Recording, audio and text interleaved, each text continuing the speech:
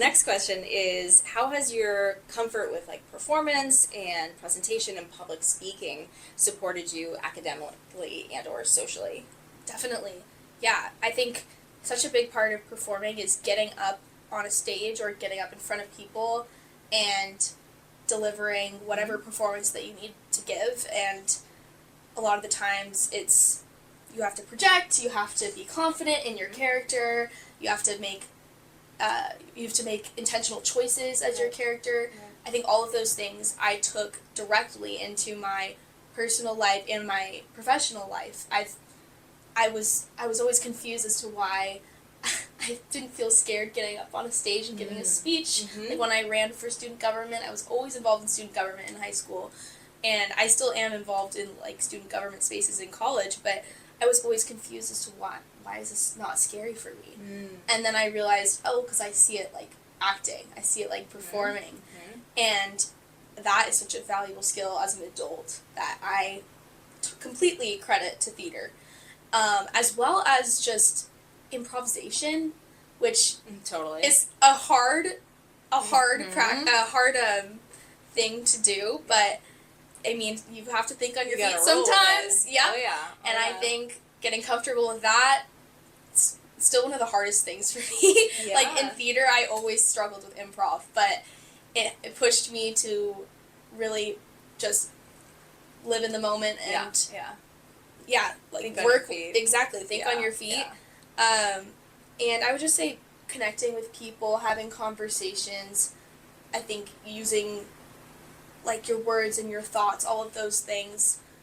You're really taught to think really deeply about that in theater. How many times do directors tell you to think about what your character wants? What is your character really saying when they're saying this or when they're doing that or they're making that choice? Like when you really go to a deeper level, and I think that helped me use my words and my thoughts in a more intentional way when I'm talking to other people, when I'm expressing myself. But foundationally, public speaking and just presenting myself. Yes.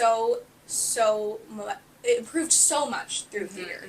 So, yeah. I love that. And I think about like during, performances, here you are on stage in front of however many people, and people will flub a line or miss an entrance or whatever it is, and in real time you've got to figure out like, okay, not only do I need to figure this out, I need to figure this out and I'm being watched at the same time.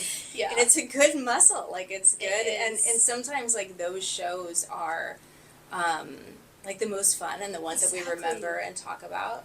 This made me remember that our final performance of Legally Blonde almost didn't happen-ish, because we started the performance, and I think within the first 10 minutes of the show, you want to tell us about it? Oh, sure.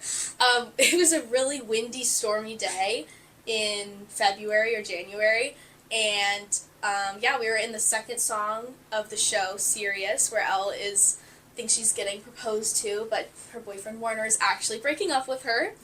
And I remember sitting at the little cafe table on stage, and all of a sudden the lights went out. Like, all of them. And I just remember thinking, what do I do? And then, obviously the lights went out, so then the music also went out. Right. So power completely out, can't see anything.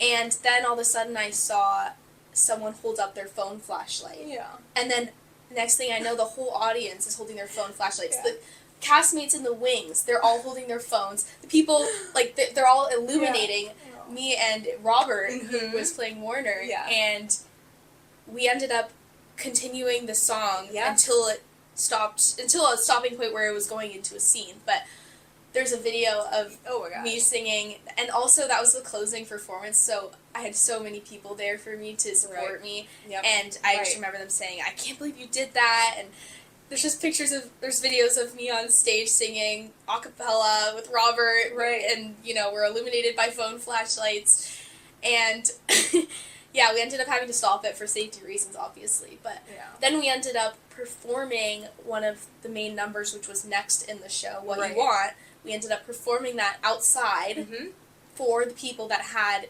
come to the show, because we wanted to give them, at least a little taste of what was going to happen. And, just that was It was insane. So memorable. And then weren't we able to do another performance? That we did. Thursday. Like that's right. Yeah. That's right. Yeah, and it was, and I think only a few people couldn't make it. Yeah. Like, we ended up making it work and being flexible about it. Absolutely. But what a day. I forgot about that. Oh my god. I know, you just like flagged that in my mind. Wow, like, yeah. Wow. And I remember that like we all were like disappointed. Obviously, you know, it's closing. We probably had the biggest biggest audience, you know, there, and so many people you really want to see the show, and then they don't get an opportunity to. So I know we were down about it, and I remember saying to you guys like, we can either focus on this, you know, that we didn't get to do this final performance, but think about the 7 other performances that we did, and think about all those months of rehearsal and everything that went into it, like. There's so much joy and so much accomplishment. You should have so much pride. And so looking back, you don't need to remember it because of this one random moment, right? Think about like everything that you've done, like being so proud already. Definitely. So, and then it was a bonus to be able to do the extra show. Exactly. And I think for me and the other seniors that were graduating when that was our last show, it was definitely heartbreaking in the moment, but it also was extra memorable, and it made us all think, okay, what are we really sad about, you know, graduating? Like, what are we really sad about that we're not going to have? And it was the people. Yeah. And we were all still there together, so that was the important part. And then we ended up, like you said, being able to perform, and that was just so fun and exciting to be able to do that again. But yes, the only time we ever had, you know, kind of 3 weekends of shows.